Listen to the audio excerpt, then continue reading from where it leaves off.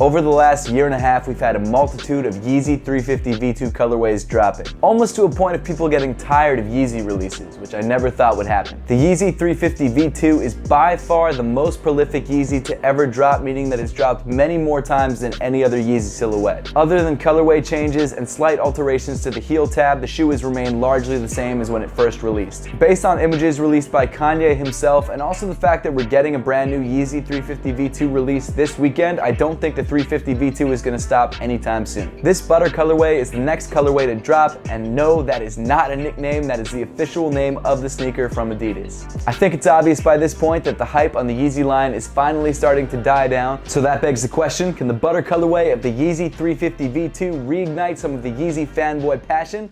Let's find out. What's up everybody, I'm Seth Fowler and today I'm reviewing the upcoming Adidas Yeezy 350 V2 in the butter colorway. First off, I want to give a huge shout out to my friend Edwin for helping me grab this pair of sneakers early. You guys have seen him in my vlogs before. He's a fellow sneaker YouTuber. His channel is The Son of Some Man. So do me a favor, and as a thank you for him helping me get this review out early, make sure to sub to his channel. I've left a link to it in the description below. But getting back to the sneaker itself, Kanye has come out and said that he wants this to be more of a minimalist Yeezy 350. He wants it to try and fit into this sort of minimalist lifestyle aesthetic that he's trying to create. It's definitely an interesting concept, and it sort of reminds me of the aesthetic of Japanese brands like Muji. Minimalist aesthetic when it comes to fashion design means basic color tones, gender neutral design, and basically no patterns at all. As simple and clean as possible, eliminating any unnecessary details. When comparing this colorway to other Yeezy 350s, you can definitely get that vibe because there's essentially only two colors on the shoe. Whether I like these colors or not is kind of a different story. So without further ado, let's jump right into a more detailed review of the Adidas Yeezy 350 V2 in the butter colorway.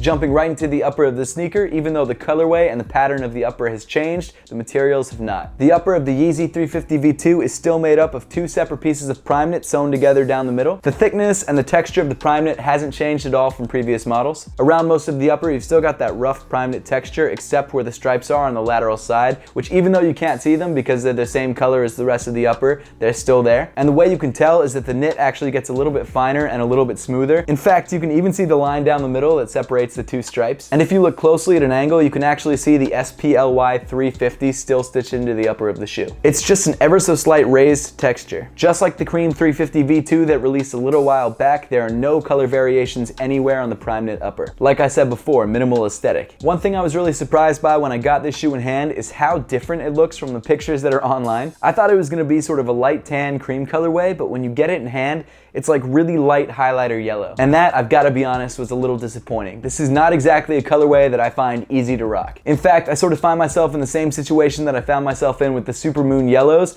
I don't really have anything I can wear with this, and because of that, I have to make this sort of a pop piece. So I either have to wear this with basically no other colors, so I'll wear like black jeans and like a white shirt, or I have to find something that has this shade of yellow in it. And I've got to be honest, that's not easy to do. From a distance, the stitching down the center looks like it's the same shade of yellow as the rest of the upper. However, when you get close, you see that it's more of a glossy white color. The finish, more so than the color, creates a slight bit of contrast on the upper, which isn't a bad look. As you continue up the shoe, you find your solid color rope laces weaving through the prime knit upper. They also come in highlighter yellow. In fact, they're a darker shade of highlighter yellow than the rest of the upper, so they stand out a bit more. Again, not exactly my taste. Not sure what I'm gonna wear this with, but it doesn't look bad if you just look at the shoe by itself. I am pretty disappointed this is a highlighter yellow and not sort of a cream color.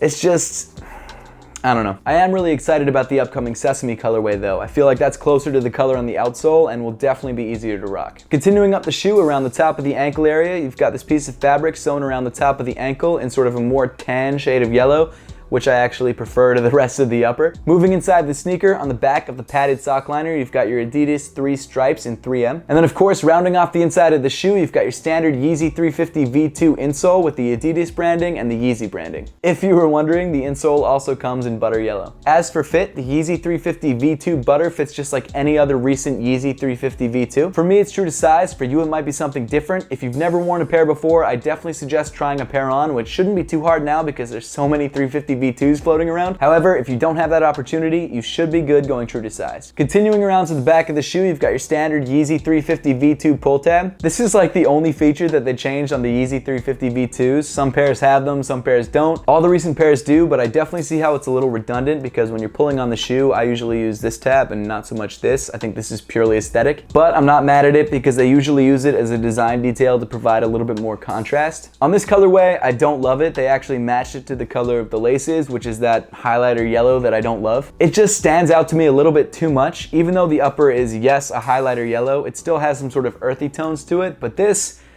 is just like a bright hit of neon. But at the end of the day, it is what it is. Continuing down the shoe, you get to the signature ribbed Yeezy 350 V2 outsole. This time around, it comes in a semi-translucent cream or butter color. You can definitely see the boost through it, but it doesn't seem as translucent as previous colorways. To be fair though, it could just be that it's a light color. On the back of the shoe, Adidas has decided to keep this weird design detail that they have in all their previous pairs of 350 V2s. And that of course is having the different color rubber outsole wrapping up onto the midsole, which is weird. I've never liked this detail. It always looks weird. It's not centered. It just doesn't seem to make sense to me. I don't get it. Like the ribs don't even line up. It just doesn't make sense. Whatever. That's not something I can change. It looks like a mistake, but it's not something I can change. And while we're talking about the outsole, on the bottom of the sneaker, you've got this sort of light gum or sort of brownish cream translucent rubber. I actually don't mind this color at all. In fact, I think this is my favorite color on the sneaker. If the entire shoe had been this color, I really would have preferred that because this sort of brown is more earthy and it's easier to pair with different outfits. Like I've said before, this highlighter yellow,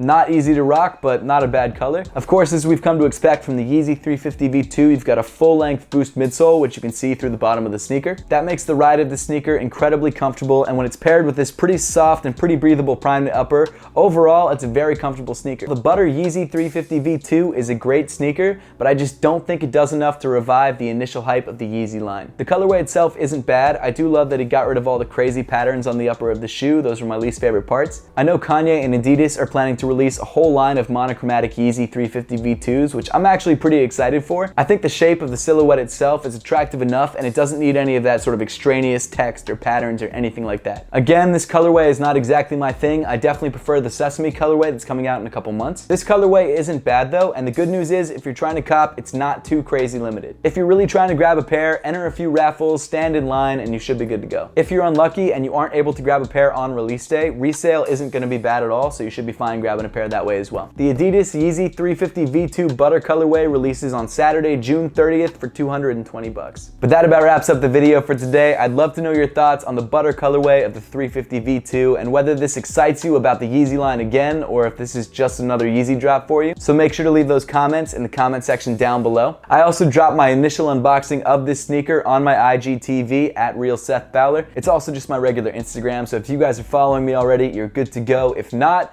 make sure to head on over to Instagram and follow me at @RealSethFowler. But as always, thank you all so much for watching. Please make sure to give this video a thumbs up if you liked it, subscribe if you haven't yet, and I'll see you all in the next one.